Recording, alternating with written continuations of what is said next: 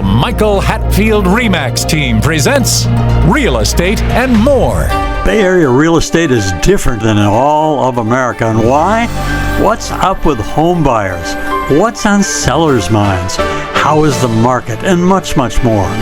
Now, here's your host, Michael Hatfield. Welcome back to the Real Estate and More Show. Real estate yourself into retirement is our topic today, with some great input from my good friend, frequent guest, and now retired person, Pat Vitucci. Pat is best known for authorship of the book Don't Invest and Forget, and for counseling hopeful retirees with financial investments. A radio host himself, we've had a great time planned today talking about how real estate and how this financial vehicle may help you to gain wealth enough to retire. Welcome, Pat Vitucci. Well, thanks, Michael. It's always a pleasure, and it's lots of fun. So let's have a good time. Well, we normally do, don't we? We always cause trouble always. One way or another. Always, yes. Well, I haven't ever asked you, but it came across my mind the other day. What inspired you into writing your book, Don't Invest and Forget? Well, there's a message I wanted to convey because there's so much confusion and there's so much information. We're in the information age, as we all know, and with the flick of a button, you can get many opinions about investments. Certainly, a lot of them are good, and some of them aren't that good, as you would probably imagine. So I wanted to convey my thoughts about how the average person who is very busy with careers and kids and maybe looking after mom and dad, and maybe even want to sneak in a game of golf now and then. So I wanted to convey a kind of a simple, easy to read, how to do it investment book.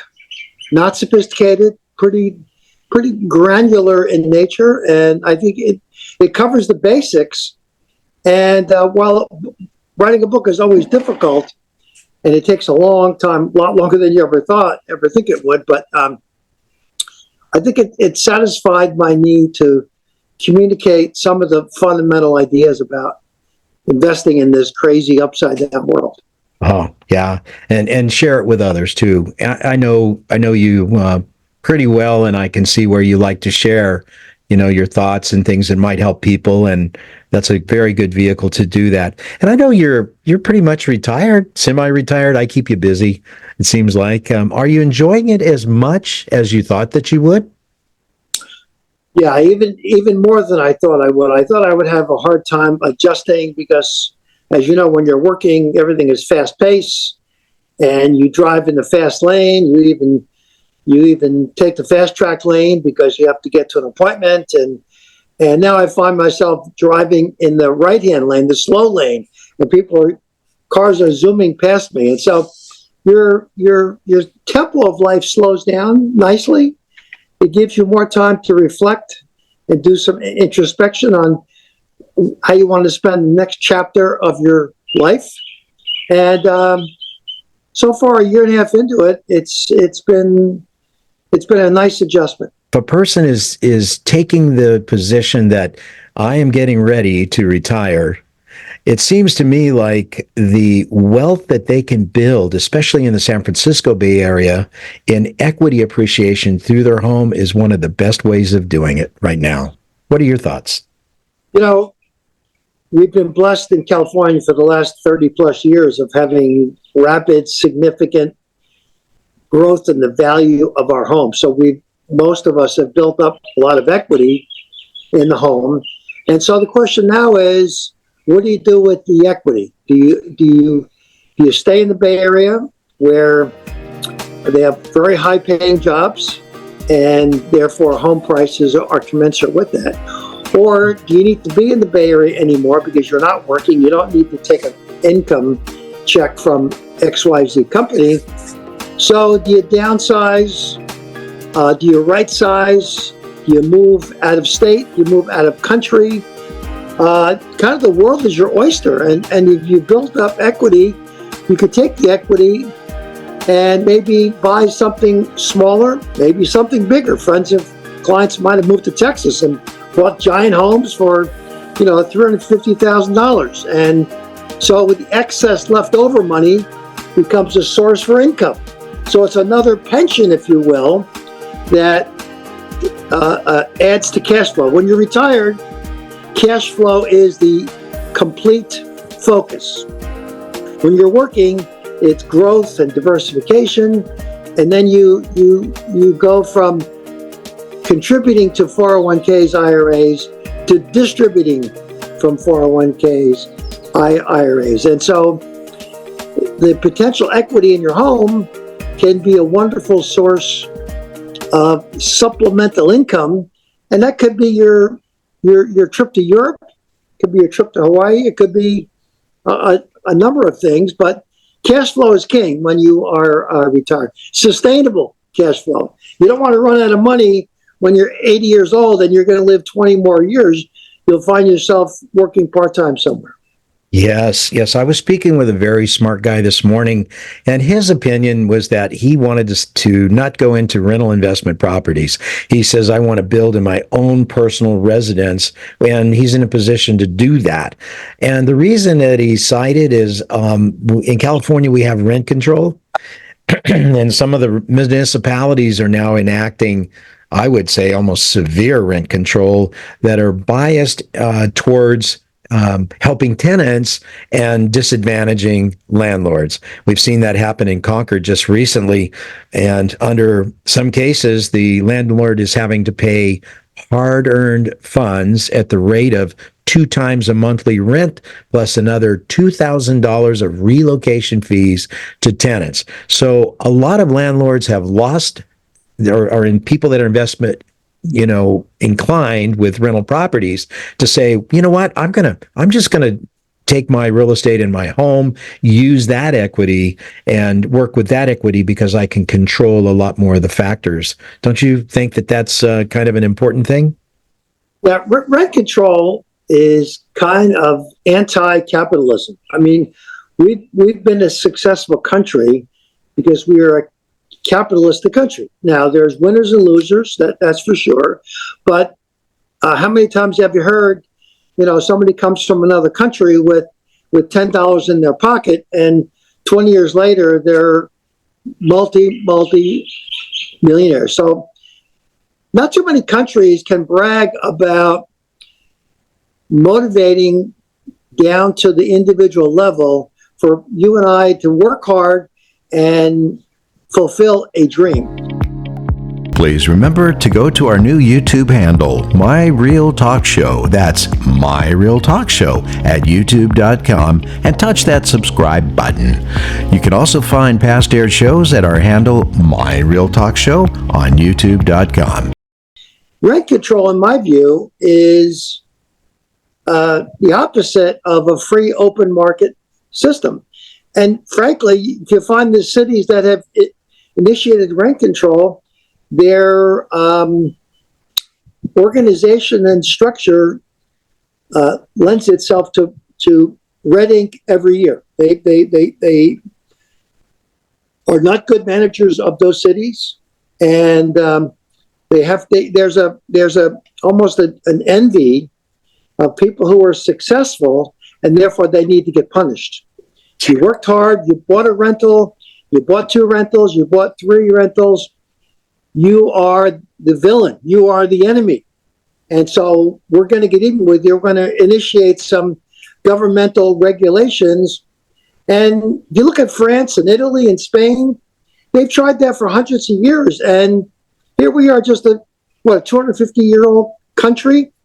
And we've got a standard of living not unlike most other countries because we've got a free open market system.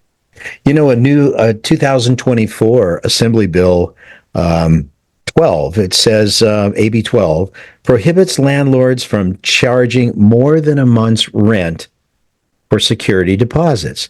Landlords that own only 1 or 2 properties with a total of no more than 4 units are exempted from it. But let's just say that you had an apartment building of 6 or 8, and these people want to bring in their pets. Well, you can charge 1 month of security deposit, and that's it. So Doesn't make sense to me. And then what about areas with high income, or not high income, but high value homes, such as, San Diego, La Jolla? If you go to lease a home down there, then you are only in a position to have to pay 1 month of rent. And those could be very expensive homes. It disadvantages the landlord in cases like that. And I know California Apartment Association is very vocal in opposition to that. But in my view, if you're going to retire, I think that one of your biggest little nest eggs is in the home that you live in. We're going to take a short break. We'll be right back. Michael, what traits should we look for in selecting an agent? Look for a deal maker with a positive attitude who will work tirelessly for you. An agent who is adept in multiple offer situations, drafting contracts, marketing and advertising a client's home, is familiar with multiple cultures, experienced in mortgage financing, inspections, and escrow, is a huge asset to his client. What can you do as a plus for clients? Your agent is your eyes and your ears, one who works behind the scenes on your behalf.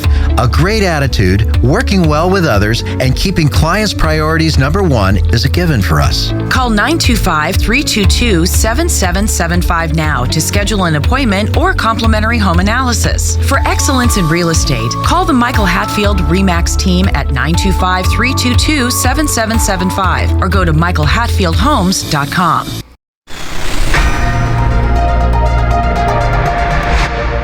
With low housing inventory and constantly changing mortgage rates, buying or selling a home is challenging. Choose an experienced team who cares. Here's Michael Hatfield. In a quiet cul-de-sac near the quaint town of Clayton, revel in the wonderfully tall ceilings and open and spacious elegance of this immaculate 3,321 square foot, 5-bedroom, 3-bath masterpiece. 22 Wordsworth Court in Concord boasts outdoor living at its best with sparkling pool and newly built gazebo. Plenty of room for an RV or a possible ADU. Highly ranked schools and a warm sense of neighborhood here.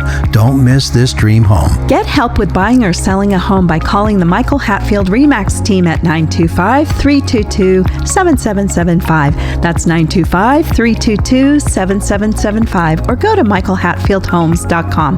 That's michaelhatfieldhomes.com. Now, welcome back to our show. Well, for the most part, that's true. I mean, 401ks, IRAs should be either first or second in terms of total value. But, most of us bought our homes for a couple $100,000 30 years ago, and now they're worth a couple million. So it historically becomes a large part of somebody's net worth. Mm-hmm. And when you sit down and evaluate cash flow in retirement, you're going to get a Social Security check. You're probably not going to get a pension check. Those are pretty much dead, except if you're a government employee. And then you're going to live off some 4 or 5% per year of your 401k. Maybe you've got some other investments, but the totality of all those needs to come up with a reasonable number to cover your monthly nut, and maybe have a few bucks left over for a new car every second, third, or fourth year, a vacation or two per year, maybe go out to dinner once or twice a week. I mean, those are fundamental things, and we know all those things got very expensive in the last several years especially. So it's simply an arithmetic lesson of going through the math and saying, okay, let's put everything on the table.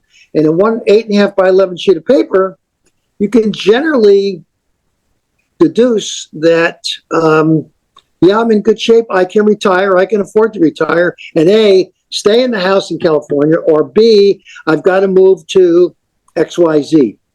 And what's the leftover money to supplement that income? And it really, and then of course your legacy planning ties into that. How much do I want to leave to my kids?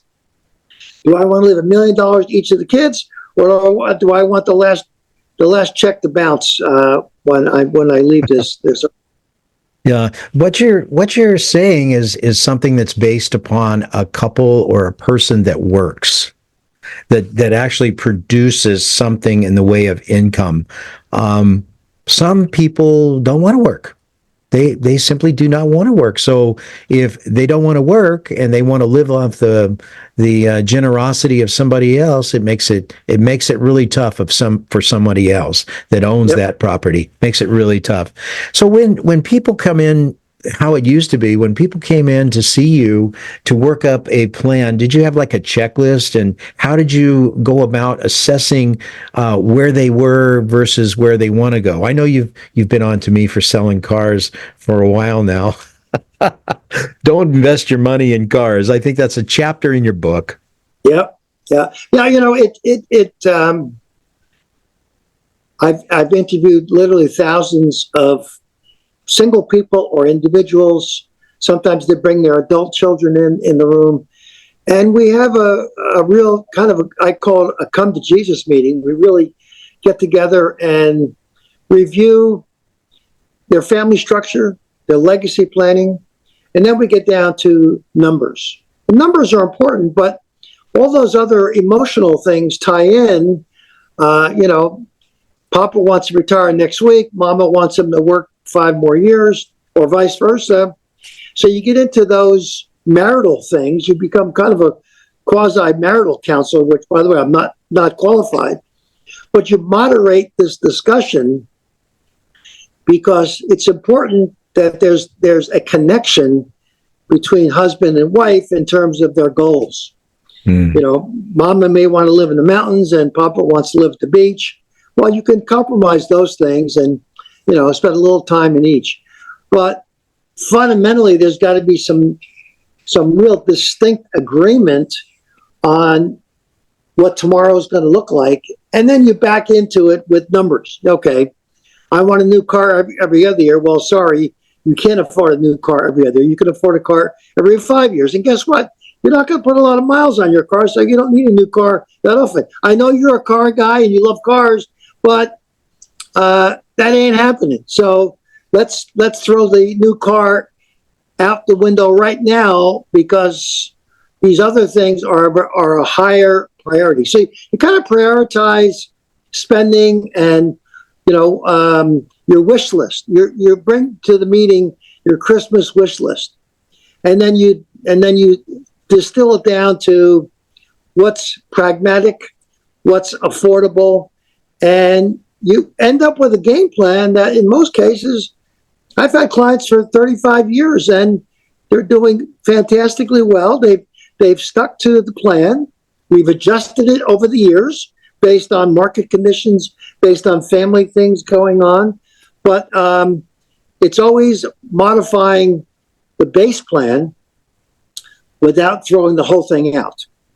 Wow. It must be a very exhausting process. Although I have sat before you in the past and you actually assessed the level of tolerance for risk, and I was off the scale. I think that's probably one of my difficulties. But you assess the level of risk and then develop a portfolio from there, of which real estate obviously is part of it. And you've done such a great job of that over a number of years. Well, ladies and gentlemen, you've been listening to the Real Estate and More Show. I'm your host, Michael Hatfield, and we're talking today with our special guest, good friend, Pat Vitucci. Thank you for listening. So when you're in retirement, you just try to manage what you have according to a game plan or a roadmap. Is that not right?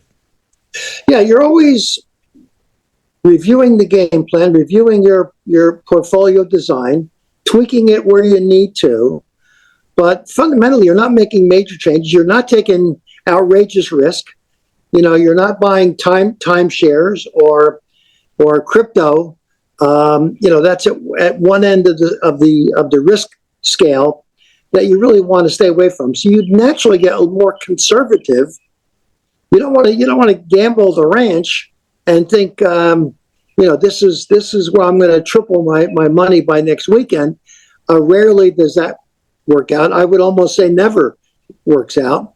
And there's a lot of charlatans out there that will try and convince you that, if you just put all your 401k in this plan, I can show you arithmetically it's going to triple, by next year.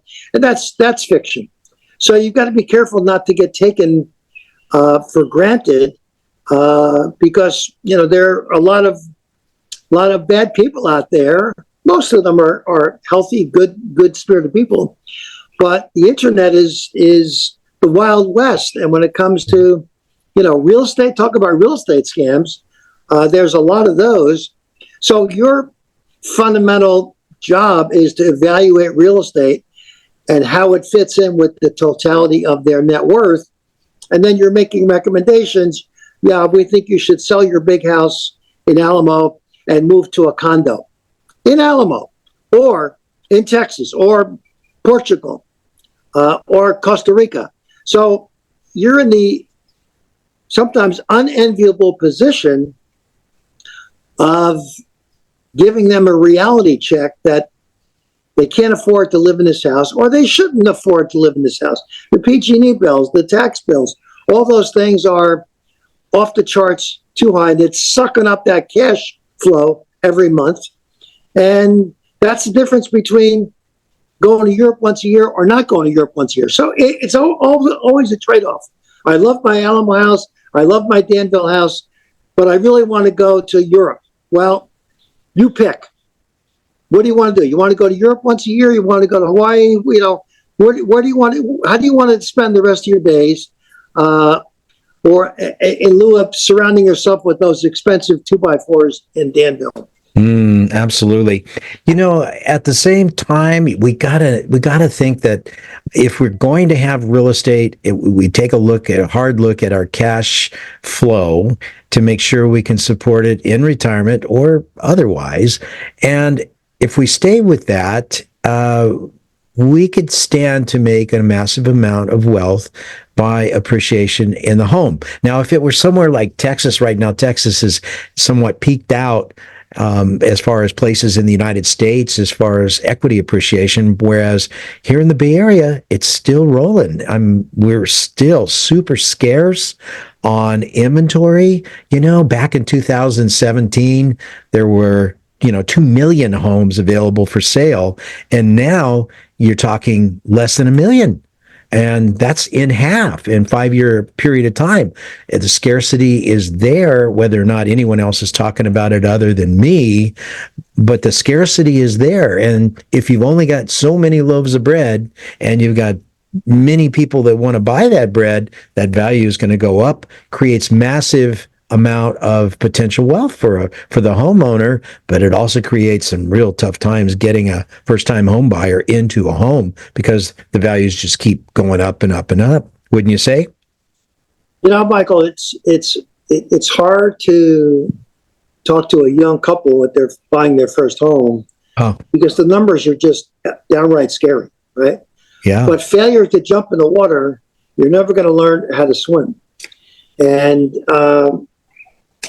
as absurd as these numbers are today, they're not going to historically improve tomorrow. Values aren't going to drop 50%, I don't think, unless we have some giant crisis. And even in 2008, when we had the Great Recession, values did drop precipitously, but in short order, they came bouncing back. So unless you've got magic and can time the market in some way that most of us can't, you got to jump in and take the beating.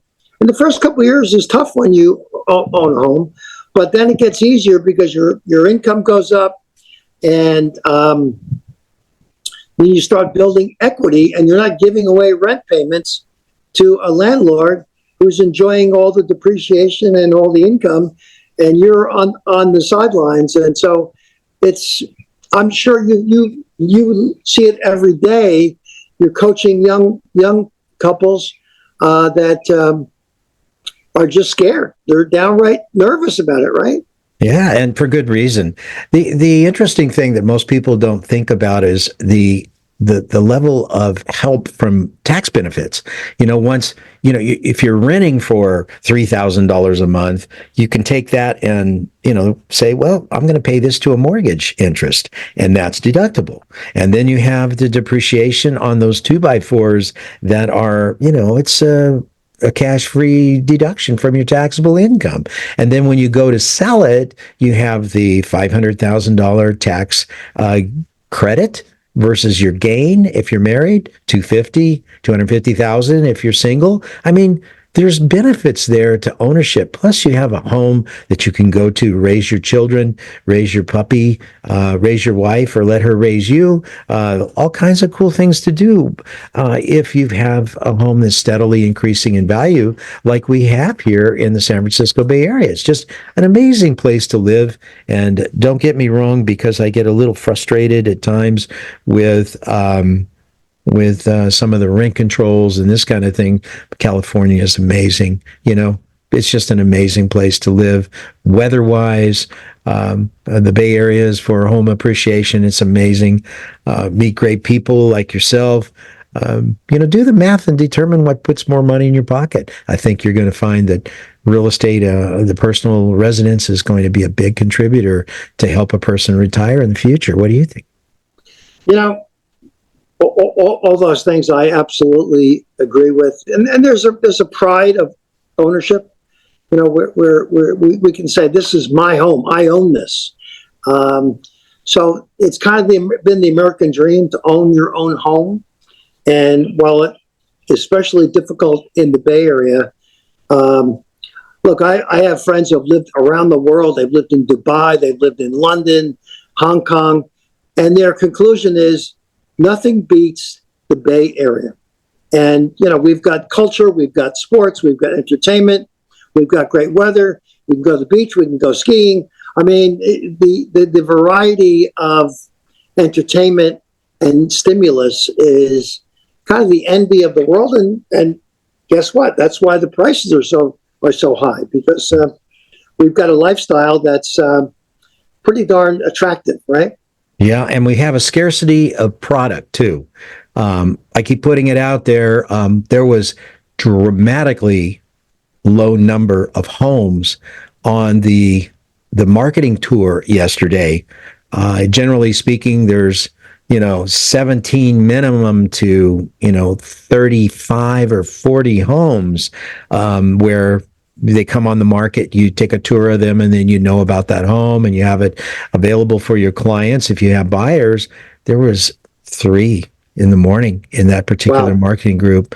I keep putting it out there. It's scarce. 2 million homes available for sale in the nation back in 2017. We're talking less than 1 million now. Homes available in the United States for sale. That's inventory decreasing personified. So I don't know. Values have to go higher. People that own homes right now are going to make more money through equity appreciation, and it's going to be tough for some first-time home buyers to get in the San Francisco Bay Area. But that doesn't mean it can't happen. We won one yesterday, and there were 11 offers, and we were able to win it without giving away a bunch of money for our worthy first-time home buyers. So pretty proud of that, So I know that you've used all of the facets of your book, Don't Invest and Forget, to make it happen. And for you, and it looks to me like you're doing very well being retired, even though I keep you busy and get you going to the gym upon occasion whenever I can. So I'd like to say thank you, Pat, for being on the show once again. Frequent guest that you are, and a smiley guy. And thanks for coming on, my friend. Hey, thanks, Michael. It's always a pleasure, and continued success, and congrats on that closing yesterday. Absolutely. Well, you've been listening to the Real Estate and More Show, and I'm your host, Michael Hatfield. Please remember to go to our new YouTube handle, My Real Talk Show. That's My Real Talk Show at youtube.com, and touch that subscribe button. You can also find past aired shows at our handle, My Real Talk Show, on youtube.com. The views and opinions expressed are based on current economic and market conditions and are subject to change. Information on the show provided for illustrator purposes only and does not constitute professional or legal advice. Information from sources deemed reliable, but accuracy and completeness not guaranteed. Michael Hatfield and the Michael Hatfield RE/MAX team have no liability for information discussed on the show. Consult with qualified professionals prior to taking action.